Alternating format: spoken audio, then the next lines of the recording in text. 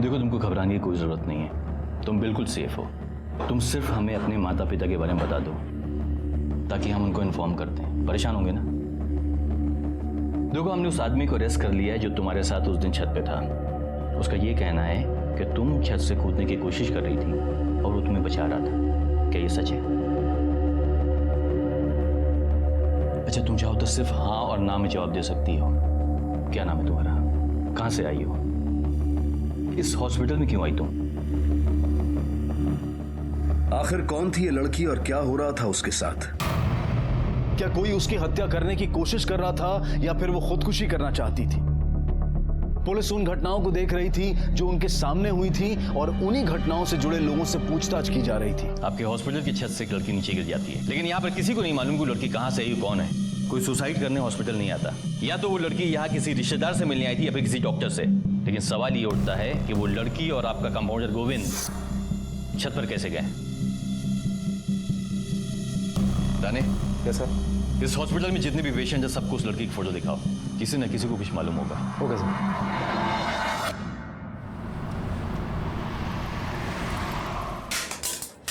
अरे ये क्या कर रही हो? पागल हो गई हो क्या? मोबाइल क्यों तोड़ा रही हो? क्या पतिदेव, पुराना जाएगा तभी तो नया आएगा। अरे 3 महीने पहले खरीदा था मैंने, 15,000 रुपए का मोबाइल है वो। क्या जिंदगी वाली बातें कर रहे हो? तुम्हें पता है वो लड़की अस्पताल की छत से कूद गई है।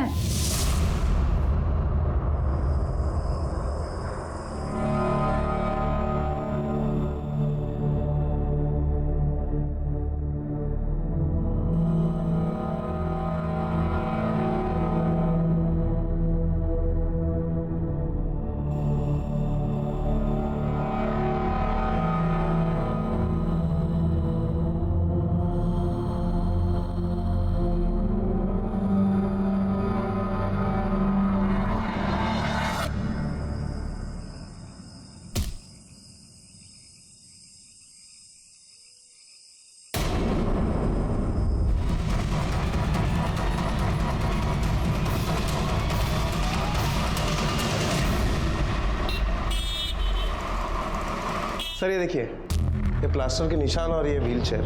ये प्लास्टर के निशान यहाँ से टेरेस तक गए हैं। कहीं ऐसा तो नहीं कि वो लड़की इस व्हीलचेयर पर बैठकर खुद यहाँ पर आई और खुद को घसीटते हुए वो टेरेस पर गई और वहां से छलांग लगाकर उसने सुसाइड करने की कोशिश की? नहीं राने, ऐसा नहीं है। हो सकता है किसी ने ये निशान जानबूझ के बनाए हों ताकि उनको ये लगे कि हमें ये लगे, पुलिस को ये लगे कि वो लड़की अपने आप चल के गई है टेरेस पे, उसके बाद में वहां से उसने जंप मार दिया, वो सुसाइड किया। लेकिन ऐसा है नहीं हकीकत में। Quite possible sir. उस लड़की के पैर में प्लास्टर है, अपने आप वो छत पे नहीं जा सकती। कोई जबरदस्ती यहाँ पर आया, हॉस्पिटल में आया, उसको खींचता हुआ छत पे लेके गया और वहां से उसको धक्का दे दिया। और ये सारी चीजें आपकी मौजूदगी में हुई। लेकिन सर वो छत पे कैसे गई वो मुझे पता नहीं पड़ा। लेकिन सर आप यकीन कीजिए, इसमें हमारा कोई भी स्टाफ इन्वॉल्व नहीं है। ऐसी नीच हरकत आपके स्टाफ का एक आदमी अगर कर सकता तो मेरा शक किसी भी बचाएगा। याद रखिएगा। राणे, चला।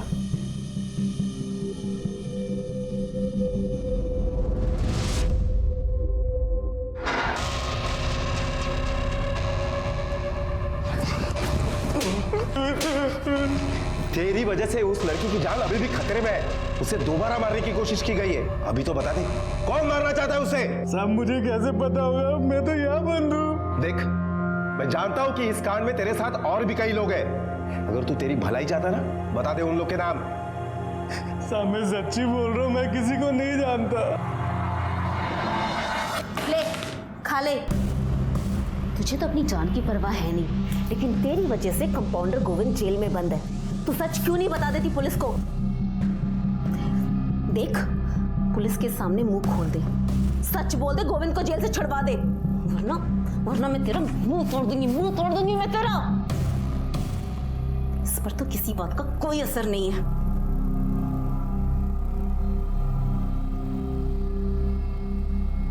लड़की की पहचान अब तक पेशेंट नंबर 1087 बनी हुई थी और लड़की की चुप्पी ने इस केस को बेहद मुश्किल बना दिया था। पुलिस की सारी जांच पेशेंट नंबर 1087 और हॉस्पिटल से जुड़े लोगों के बीच में घूम रही थी। लेकिन कहीं और एक क्राइम और हुआ था, पर उसका इस लड़की से क्या संबंध था अब तक इसकी पुलिस को कोई खबर नहीं थी। अरे रुकिए, कहाँ जा रहे हैं आप लोग? सब वो रचना से मिलना साहब। कौन रचना? वो जिसका फोटो डाला अखबार में आप लोगों ने साहब, वो हमारा बेटी है, वो उससे मिलना साहब आपको। देखिए, आप लोग ऐसा नहीं मिल सकते, मुझे मेरे साहब से बात करनी होगी। अरे अपनी बेटी से मिलने के लिए आपके साहब की इजाजत लेनी पड़ेगी। हाँ देखिए, आप लोग समझने की कोशिश कीजिए, मैं साहब से बात कर लेता हूँ, फिर मैं आप मिल लीजिए। एक मिनट में बात कर लेता हूँ। Hello sir.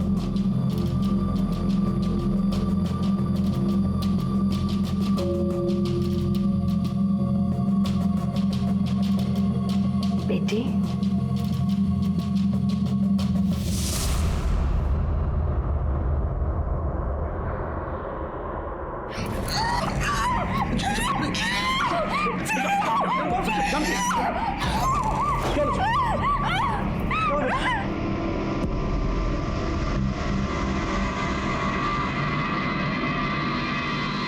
सर, वो दो लोग जो खुद को इस लड़की के माँ बाप बता रहे थे, उनमें से जो औरत थी उसका मुंह इस लड़की ने नोच लिया सर, और उसके बाद वो दोनों भाग गए।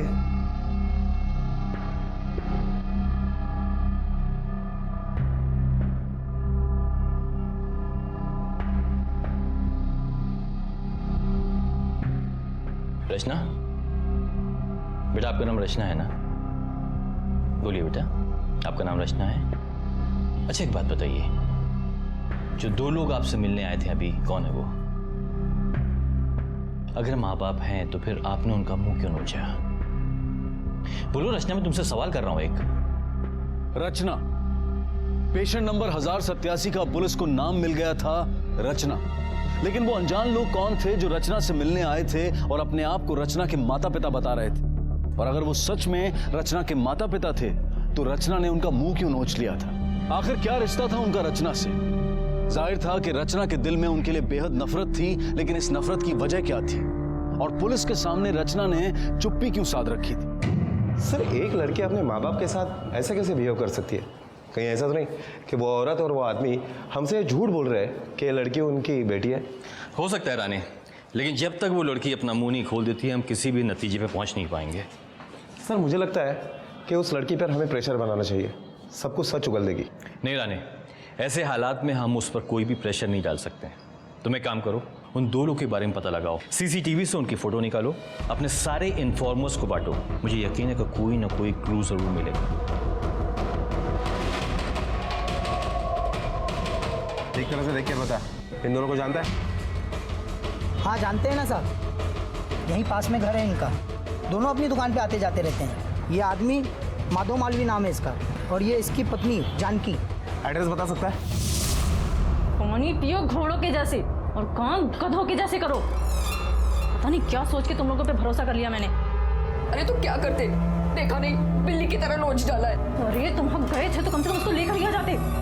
तब चुप है वो, लेकिन अगर पुलिस के सामने कुछ बक दिया तो? चुप। सुनो, घर आ जाओ, कुछ काम है। तुम लोगों से तो कुछ होगा नहीं, इसलिए किसी और से ही करवाना पड़ेगा। निकलो तुम लोग यहाँ से।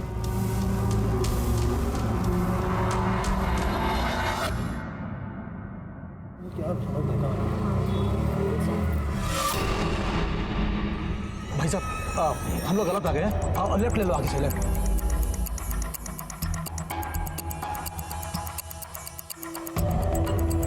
सुनिए। हाँ जी। ये जानकी मालवी और महादेव मालवी यहीं पे रहते हैं क्या? हाँ सर, यहीं पे रहते हैं। उनके घर पे ताला है, कहाँ गए कुछ पता है? कहाँ जा रहे हैं ये तो कुछ बोल के नहीं गए सर। अच्छा, उनकी बेटी रचना, उसके बारे में कुछ बता सकती हैं आप? बेटी? सर उनकी कोई बेटी है ही नहीं। क्या? हाँ। अच्छा, महादेव मालवी या जानकी मालवी का नंबर है आपके पास? हाँ जी सर है। सर, इनके घर पे तो ताला है, और एक बात पता चली है कि रचना के माँ बाप है नहीं, और पुलिस से बचने के लिए ये लोग फरार हो गए। तुम एक काम करो, उनके फोन टैप करो, पूरी डिटेल निकालो, कब और किससे बात करते हैं, मुझे पूरी रिपोर्ट चाहिए। Okay sir. ये लड़की तेरे हॉस्पिटल में है, बड़ी सख्त जान, जा ही नहीं रही। मतलब आप मुझे इसका? तू बिल्कुल सही समझ रहा है। इसके जीवन की ज्योति जो कि अखंड होती जा रही है, उसको बुझा दे। ये ले 30,000 रुपए, बाकी के काम होने के बाद लेकर जाना।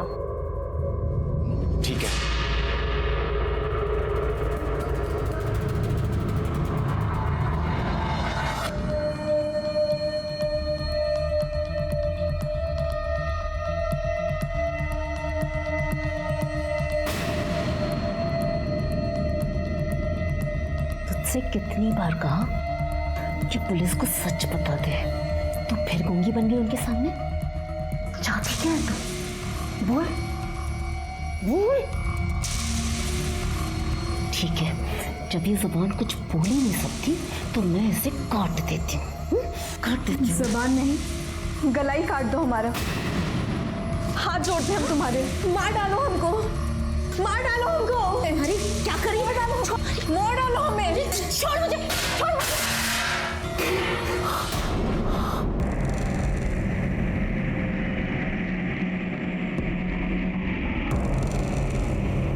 बोल बोल बोल बोल बोल। साहब मैंने कुछ नहीं किया। देखो, तुम्हें रंगे हाथ पकड़ा गया है। क्यों मारना चाहती थी उस लड़की को? अब भी सच बताओ, वरना ये मैडम है ना।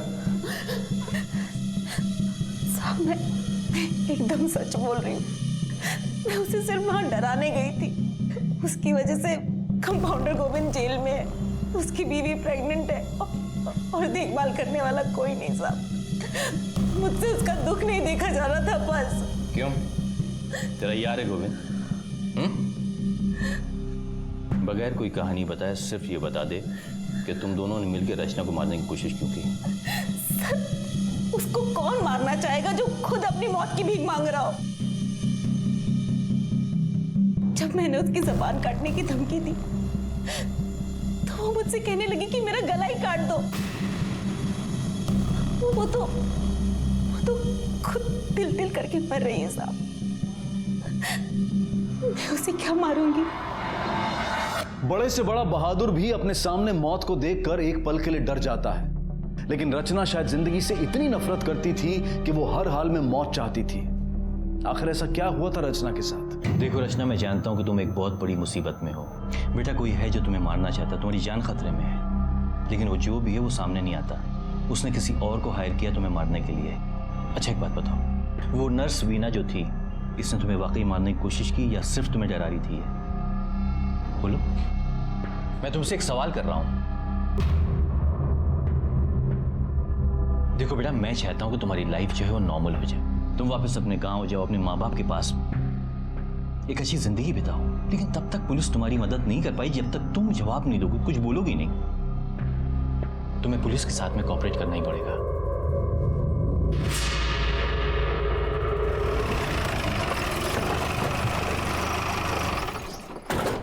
सर, ये रचना तो कुछ भी नहीं बोल रही है। और हाँ सर, ये नर्स का काम करने वाली वीना, उसके बारे में आपकी क्या राय है? रानी, ये कंपाउंडर गोविंद हो गया, फिर या नर्स वीना, और ये कपल क्या नाम है इसका? जानकी और महादेव। ये सब सिर्फ प्यादे हैं, ये सिर्फ प्यादे। ये असली गेम तो कोई और खेल रहा है, लेकिन ये छोटी छोटी कड़ियां जिनको जोड़कर हम असली गुनहगार तक पहुंच पाएंगे, उसका गिरेबान पकड़ पाएंगे। याद रखना। सर, माधव और जानकी जो रचना के माँ बाप बनकर आए थे, उनकी कॉल डिटेल्स आ गई। कुछ पता चला? सर, डिटेल्स में तो ऐसा कुछ खास नहीं मिला है, लेकिन एक नंबर मिला है गोरखपुर का, जिसमें अक्सर इन लोगों की बात होती रहती है। और 13 नवंबर को इनकी आखिरी बार बात हुई थी। 13 नवंबर को? रानी, तुम एक काम करो, गोरखपुर चले जाओ, पता करो कि नंबर किसका, साथ में ये भी पता करो कि ये नंबर के साथ में इस केस का क्या संबंध।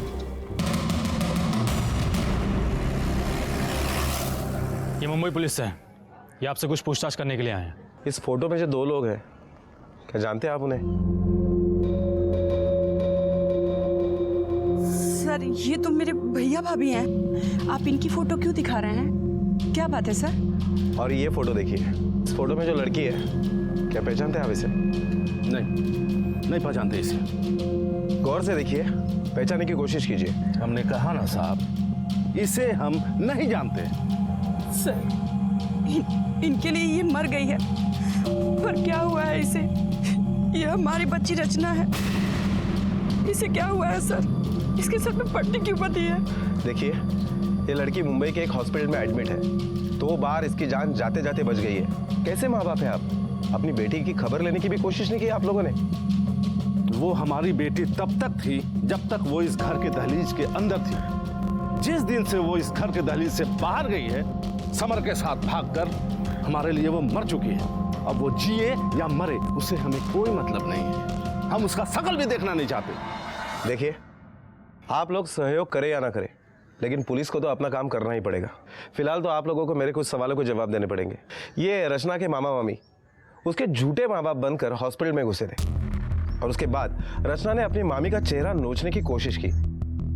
ऐसा क्यों किया उसने? सर, रचना तो अपनी मामा मामी से बहुत प्यार करती है, फिर वो अपने मामी का मुंह कैसे नोच सकती है?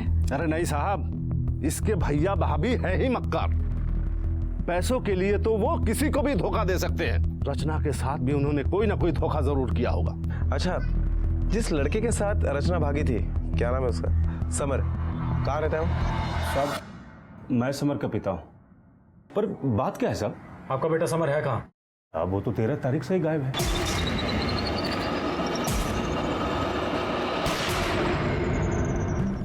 अब मुझवानी हमने भी सुना है कि वो रचना के साथ कहीं भाग गया है। वो रचना के साथ नहीं है, बल्कि रचना तो मुंबई के एक हॉस्पिटल में कई दिनों से एडमिट है। 2 बार मरते मरते बची है वो। अब उसने सुसाइड करने की कोशिश की या कोई उसे मारना चाहता है, ये अब तक पता नहीं चला।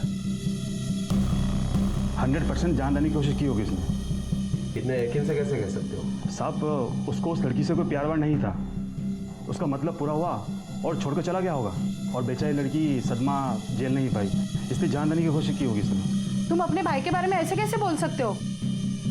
नहीं नहीं साहब, मेरा बेटा किसी लड़की को धोखा नहीं दे सकता है।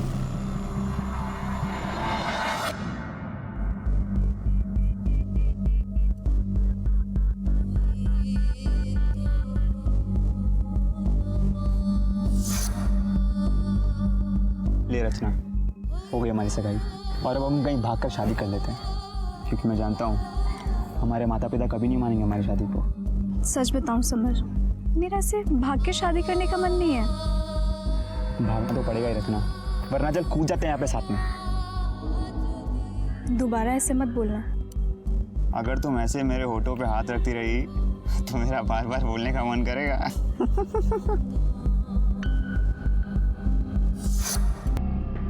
तुम्हारे माता पिता का नाम श्याम मालवी और नंदिनी मालवी। देखो, सब कुछ जानते हैं हम तुम्हारे बारे में। अपने माँ बाप के खिलाफ एक समर नाम के लड़के के साथ में तुम भाग के आई थी। उस लड़के ने तुमको धोखा दिया, तुमसे झूठ बोला, तुमको छोड़ के चला गया, और उसके गम में तुमने अपनी जान देने की कोशिश की। क्यों? एक धोखेबाज के लिए क्यों अपनी जान देना चाहती हो तुम? हम समर के लिए जान देना चाहते हैं। समर ने हमें धोखा नहीं दिया है, समर धोखेबाज नहीं है। अगर समर ने तुमको धोखा नहीं दिया है तो फिर कहाँ है वो मार दिया मेरे समर को।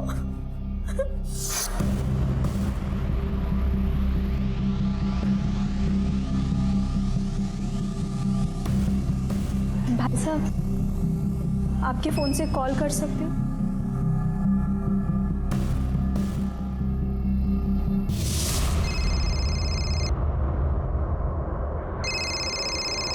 हेलो हेलो समर, हम रचना। हाँ रचना, कहाँ हो तुम? अरे तुम्हारे मामा मामी ने हमें धोखा दिया है।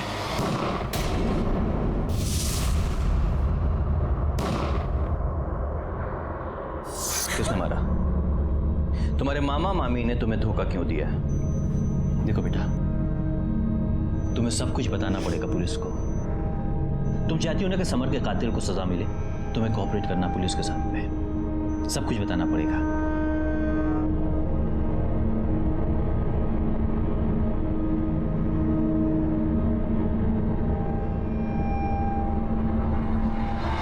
तेरह तारीख को समर के ऊपर किसी ने फायरिंग की थी, कुछ पता है किसने की थी?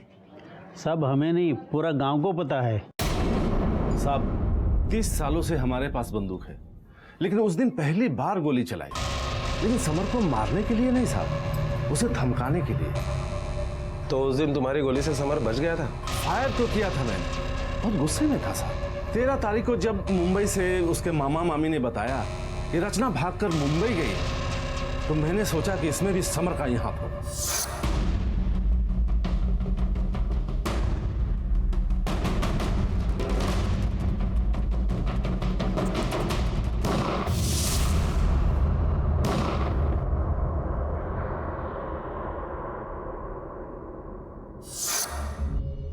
पर वो बच गया साहब। अगर समर जिंदा है तो फिर वो है कहाँ? ये तो पता नहीं साहब। ठीक है सिंह साहब, चलिए।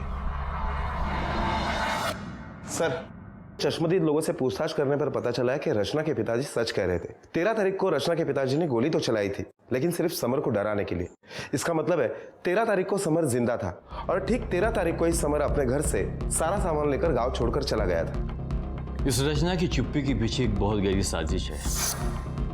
हो सकता है समर के साथ मिलकर एक बहुत बड़ा गेम प्लान कर रही है। अब ऐसा लगता है कि वीना और गोविंद वाकई उसकी जान बचाना चाहते थे। लेकिन सर, कुछ सवाल अभी भी ऐसे हैं जिनके जवाब नहीं मिल पा रहे। जैसे रचना हॉस्पिटल क्यों आई? रचना के साथ उसके मामा मम्मी ने ऐसा क्या बुरा किया है कि उसके मामा मम्मी अभी भी फरार है?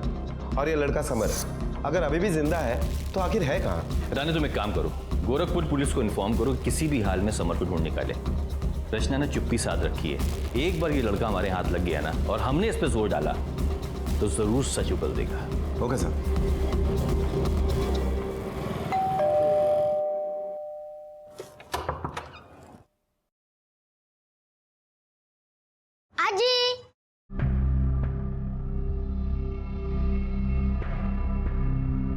कैसा है मेरा बेटा? माँ ये देखो मैं क्या लेकर आई। और ये देखो ये भी। ये सब किस लिए? हमें इसकी कोई जरूरत नहीं है बेटा। माँ ये साड़ी है पूरी 10,000 की। और पापा ये देखो आपके लिए घड़ी पूरे 25,000 रुपए की है। 25,000 की पापा। हमें इसकी कोई जरूरत नहीं है। हमने जो तुमसे मांगा वो तो तुमने दिया ही नहीं। माँ मैं आपसे कहूंगी कि अपने हाथ काट कर दे दो तो दे दोगी क्या? और हाँ, दूसरों पे भरोसा करके देख लिया ना आपने। वो रचना दे दिया ना उसने धोखा। रचना, तुम्हारे लिए बहुत बड़ी खुशखबरी है। तुम्हें जान के खुशी होगी कि समर जिंदा है। उस दिन जो गोली की तुमने आवाज सुनी थी, तुम्हारे पिताजी ने समर पे ही चलाई थी, लेकिन वो गोली उसको लगी नहीं, वो बच गया। समर जिंदा है? कहाँ है वो? देखो यही बात तो मैं तुमसे पूछना चाहता हूँ, कहाँ है समर? हमें कैसे पता होगा वो कहाँ है? देखो रचना, मैं अच्छी तरह से जानता हूँ कि तुम मुझसे कुछ छुपा रही हो। अगर तुमने पुलिस से सारी बातें छुपाई ना तो बहुत बड़ी मुसीबत में फंस जाओगी। बताओ कहाँ है समर? और ये मामा मामी की कहानी क्या है? ये बताओ कि जब वो यहाँ पर आए थे तुमने अपनी मामी का मुंह क्यों न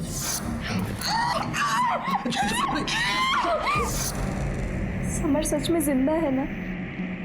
या आप हमसे झूठ बोल रहे हैं? हम तुमसे झूठ क्यों बोलेंगे? और वैसे भी अगर तुमने समर के बारे में नहीं बताया तो हम उसे खुद ढूंढेंगे।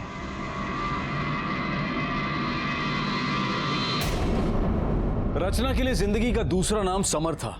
जब उसे इस बात का एहसास हुआ कि समर की हत्या की जा चुकी है तब उसके लिए भी जीने की कोई वजह नहीं बची थी।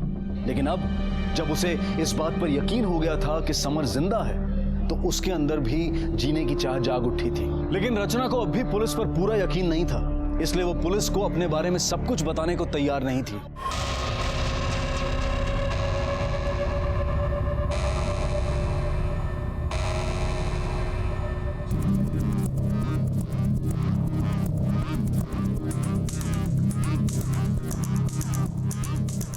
इस लड़के को देखा यहाँ आसपास में? साहब ये तो वही लड़का है। 13 तारीख की कुछ 3-4 बजे की बात है। ये यहीं सामने से जा रहा था।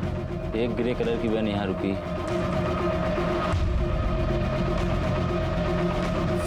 तो जब ये सब तुम्हारी आंखों के सामने हुआ तो तुमने पुलिस में शिकायत क्यों नहीं की? साहब डर गए थे। अभी आपने पूछा तो बता दिया।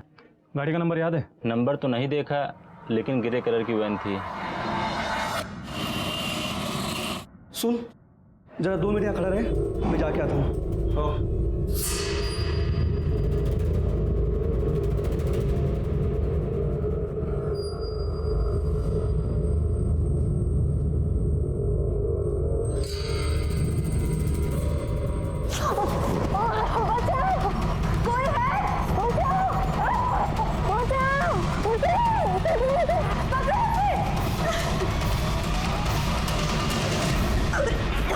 क्या बेटा? क्या? कभी हमारी किसी ने जान लेने की कोशिश किया। कौन था वो? यहाँ का वॉर्ड बॉय, पहले भी देखा है उसे।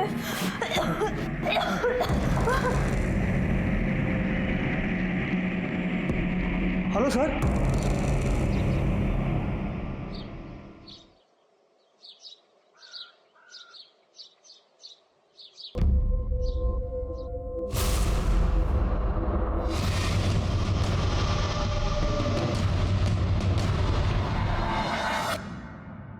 सर, ये लास्ट मिर्ज़ापुर के गांव में मिली है।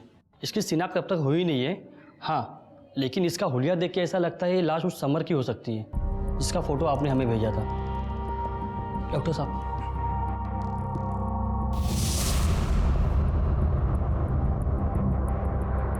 लाश तो समर की ही है। इसकी पोस्टमार्टम रिपोर्ट के मुताबिक इसके सर पर किसी रॉड जैसी चीज़ से 4 बार हमला किया गया और इसकी मौत भी उसी वजह से हुई है। मौत का वक्त है 13 तारीख को तकरीबन 3 से 5 के बीच। 13 तारीख की कुछ 3-4 बजे की बात है। 13 तारीख को इसको किडनैप किया गया था। मिश्रा, मुंबई पुलिस को खबर कर दो और इसके घर वालों को भी बता दो ताकि वो इसका अंतिम संस्कार कर सके। Yes sir.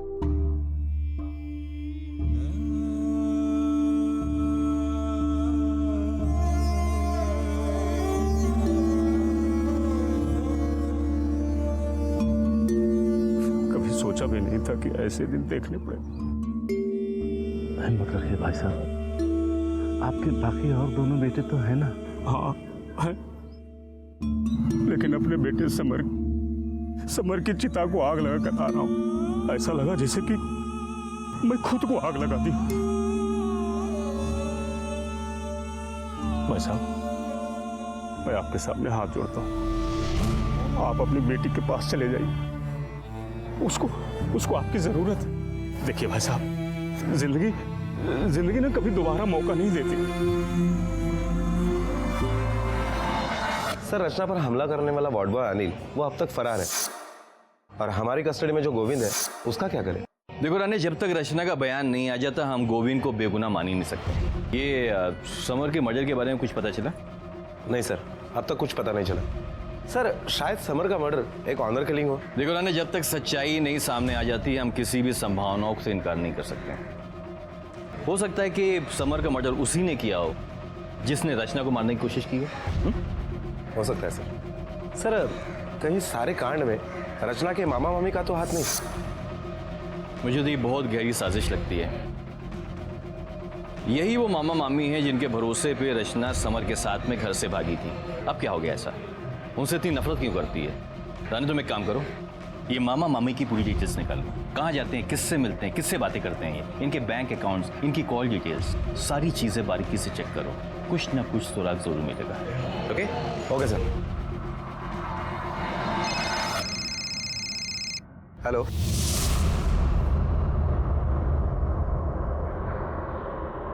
ऐसे क्या हो गया कि जैसे तुम लोग यहाँ पर पहुंचे रचना यहाँ से गायब हो गई? नहीं साहब, पर जब हम लोग यहाँ पहुंचे तो रचना बहुत खुश नजर आ रही थी, हंस हंस कर अच्छे से बात कर रही थी साहब। हम लोगों ने आपस में बैठ के गिले शिकवे भी दूर कर लिए थे। लेकिन जब हम लोगों ने उसे समर के मर्डर के बारे में बताया वो एकदम बदहवास सी हो गई थी साहब। हम लोगों ने उसके मन को शांत करने के लिए बाहर वाले मंदिर के पास भी लेकर गए। अरे रचना किधर है? अरे रचना कहाँ गई? रचना! सर, मेरी रचना पता नहीं कहाँ चली गई सर। एक बात मेरी समझ में नहीं आती कि माँ बाप का प्यार एकदम से कैसे उमड़ आया। अचानक आप लोग मुंबई आ गए और आप दोनों के आते ही रचना यहाँ से गायब हो गई। सर, आप एक माँ की ममता पर शक कर रहे हैं? क्यों ना करें, मैंने पहले भी कई माँओं को देखा है ममता का गला घोटते हुए। अगर रचना के गायब होने में तुम दोनों का हाथ हुआ तो मुझसे बुरा कोई नहीं होगा, याद रखना। चला। क्यों रखा है हमें यहाँ पे? जाना है हमें। जाने दो हमें। नहीं है। और रचना की मामी एक ब्यूटी पार्लर में नौकरी करती है। सर, इसके बावजूद भी रचना की मामा के अकाउंट पर 12 तारीख को 2 लाख रुपए चेक से जमा हुए। ये चेक किसने इशू किया? मेरे कहने का मतलब है किस अकाउंट से इशू किया गया है? सर, कोई लेडी है मोहिनी नाम की। हम उसके घर पर भी गए थे लेकिन वो भी गायब है। कमाल है, चेक देने वाला गायब, चेक लेने वाला गायब। यहाँ दाल में काला नहीं है राने, पूरी की पूरी दाल काली है यहाँ पर। तुम्हें मालूम है इस तरह के कांड में जब ट्रांजैक्शन होता है पैसे का तो कैश में होता है, किसी तरह चेक नहीं दिया जाता, क्योंकि 8 नवंबर को नोटबंदी थी, इसलिए मजबूरन जो पेमेंट हुआ है वो चेक में हुआ है। सर, आपका शक सही है। इस पूरे मामले में कोई तो ऐसा है जो इन सभी लोगों का इस्तेमाल कर रहा है एक मोहरे बनाकर। लेकिन ये खेल कौन रहा है? क्या वो मोहिनी हो सकती है?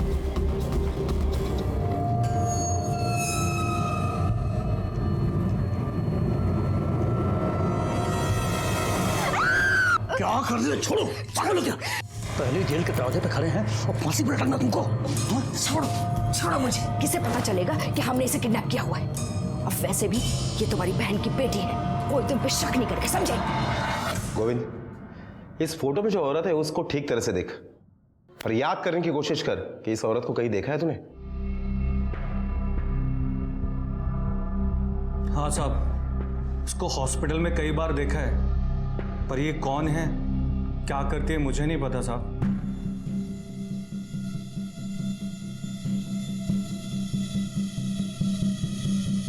सर ये देखिए, 13 तारीख को मोहिनी हॉस्पिटल में तो आई थी, रिसेप्शन पर भी गई और उसके बाद वो इस कपल के पास गई। उसके साथ ये कपल कौन है? रानी तुम एक काम करो, हॉस्पिटल से डिटेल निकालो, इस कपल के बारे में पता करो और ये भी पता करो कि ये कपल मोहिनी के साथ में हॉस्पिटल क्यों गया था। Okay sir. मिस्टर जोशी, इस लड़की का नाम है रचना और ये है मोहिनी। इन दोनों को जानते हैं आप? जी नहीं। जी नहीं, हम तो नहीं जानते। माँ, पुलिस से झूठ क्यों बोल रही है? अगर आप ऐसा करोगी तो आप पापा को और मुश्किल में डाल दोगी। वैसे भी पापा की दोनों किडनीज फेल है और ऐसे में अगर उन्हें जेल जाना पड़ा तो कैसे रहेंगे वहां पे? हाँ, इनके दोनों किडनीज फेल है। इंस्पेक्टर साहब, अपनी जान बचाने के लिए मुझे एक डोनर की जरूरत है, लेकिन मेरी ये बेटी सिमी, इसने मुझे अपनी किडनी देने से साफ मना कर दिया। मेरी किडनी है, मेरी मर्जी है, नहीं देना मुझे। अच्छा, तो तुझे सिर्फ मेरी प्रॉपर्टी चाहिए? हाँ? एक मिनट, आपके आपसी झगड़े जो है वो बाद में निपटाइएगा। मैं सिर्फ आपसे ये सवाल करना चाहता हूँ कि आप मोहिनी से क्यों मिले थे? दरअसल मोहिनी ने खुद हमें कांटेक्ट किया था, कह रही थी कि वो किडनी का इंतजाम कर सकती है, 15 लाख लगेंगे, और रचना को भी वही लेकर आई थी कहीं बाहर। उसी ने सारे टेस्ट कराए हमारे।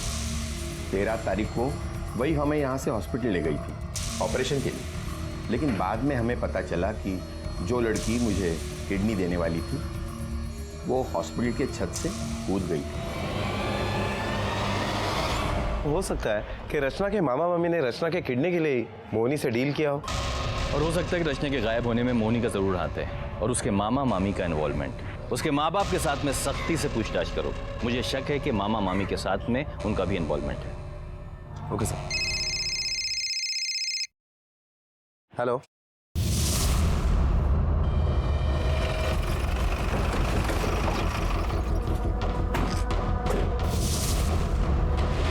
रानी पकड़ा देला।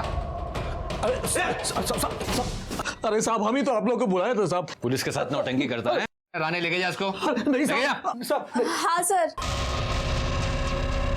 मामा सही कह रहे हैं, मामी तो हमारी जान लेना चाहते थे।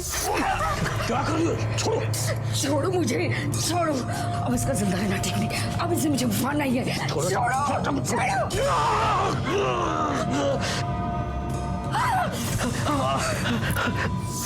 तेरी बीवी कहाँ है? साहब वो भाग गई साहब। सच कह रहा है? हाँ साहब।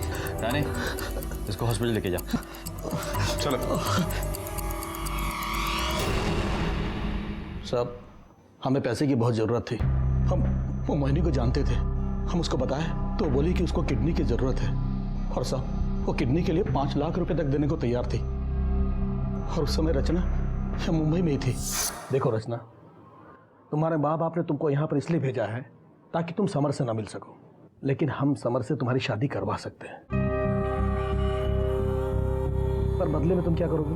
क्या करना होगा मुझे मामा जी? क्या क्या कर सकते हो तुम? समर के लिए मैं अपनी जान भी दे सकती हूँ। अपनी एक किडनी दे सकती हो? सर, रचना बहुत भोली है, वो हमारी बात मान गई और फिर मोहिनी ने उसके सारे टेस्ट करवाए और 13 तारीख को उसको अस्पताल में बुलाया किडनी ट्रांसप्लांट के लिए। लेकिन साहब फिर फोन पर रचना ने गोली की आवाज़ सुनी और साथ में समर की चीख भी सुनी। उसको लगा कि समर को किसी ने मार दिया। फिर साहब वो अस्पताल की छत पर गई और वहां से कूद गई। वो तो बच गया, लेकिन बाद में किसी ने उसका मर्डर कर दिया। सच सच बता, तू भी उस मर्डर में शामिल था? नहीं सर, नहीं। फिर कौन था? हमको नहीं पता सर। तूने ही रचना को मंदिर से गायब कराया था? हाँ साहब, रचना को मैंने और मेरी पत्नी जानकी ने गायब किया था सर। देखो रचना, ये बात तो क्लियर है कि हॉस्पिटल की छत से पहली बार तुम खुद से कूदी थी। अब सिर्फ हम ये जानना चाहते हैं कि दूसरी बार तुम खुद से कूदी या फिर कोई? हाँ सर, पहली बार भी मैं खुद से ही कूदी थी।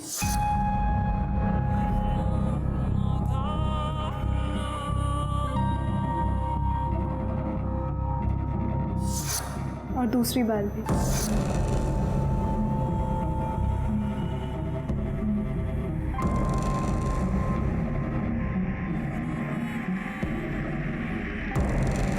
ना कंपाउंडर गोविंद ने मुझे मारने की कोशिश की, ना नर्स वीना ने। मैं खुद से ही मरना चाहती थी। रानी, रचना के बयान से साफ है कि गोविंद और वीना ये दोनों बेकसूर हैं। उन्हें छोड़ दो। ये समर के मर्डर के बारे में कुछ पता चला क्या?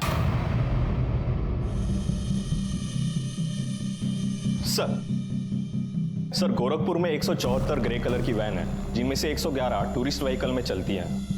13 तारीख को वैसी एक ग्रे कलर की वैन गांव के 2 लड़कों ने किराए पे ली थी सिटी ट्रैवल्स वाले से। कौन थे वो दोनों? सर वो दोनों समर के बड़े भाई थे।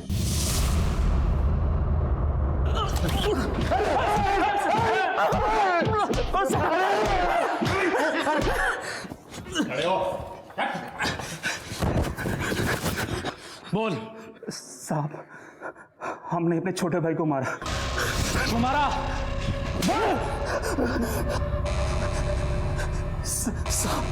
साहब वो दूसरी जाति की लड़की से शादी करने वाला था और हमारी इज्जत पूरी दांव पे लगी हुई थी, इसलिए उसके घर से निकलते ही हमने गाड़ी किराए पे ली और सुनसान जगह पे ले जाके उसको मार दिया। अमन कहाँ जा रहा है? अरे चल, आपको नहीं, अरे चल।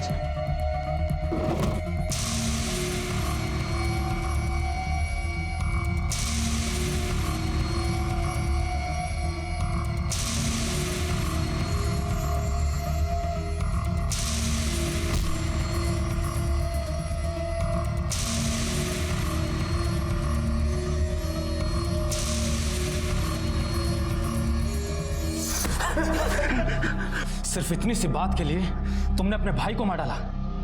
एक बार भी नहीं सोचा तुम्हारे माँ बाप पर क्या बीतेगी। 3 बेटे होने के बाद भी अब उन्हें पूरी जिंदगी बेऔलाद होकर गुजारनी पड़ेगी। समर के दोनों भाई पुलिस की हिरासत में हैं और उन पर समर के मर्डर का केस चल रहा है। रचना की मामी जानकी और किडनी रैकेट चलाने वाली मोहिनी यादव दोनों अब भी फरार हैं और पुलिस उनकी तलाश में जुटी हुई है। लेकिन यह तय है कि आज नहीं तो कल दोनों पकड़े ही जाएंगे, जबकि रचना के मामा और किडनी रैकेट से जुड़े सभी लोगों पर केस चल रहा है। लेकिन आज के दौर में इंसानी रिश्तों को यह क्या होता जा रहा है? क्या नफरत, अहम और स्वार्थ इतने ताकतवर हो गए हैं कि उसके सामने खून के रिश्ते भी कमजोर बन गए हैं? लेकिन यह सोचने की जरूरत है कि रिश्ते, परिवार, समाज ये सब जिंदगी को और बेहतर बनाने के लिए बनाए गए थे, ना कि जिंदगी और इच्छाओं का दमन करने के लिए। शायद आज के समय में ये जरूरत है कि हम फिर से अपने मूल्यों का आकलन करें। इसी विचार के साथ अब मैं अनूप सोनी आपसे विदा लेता हूं। फिर मुलाकात होगी अगले एपिसोड में एक और चौंका देने वाले केस के साथ। तब तक अपना और अपने परिवार का ख्याल रखें और देखते रहें क्राइम पेट्रोल डायल 100। सबक एक को सीख हम सबको। जय हिंद।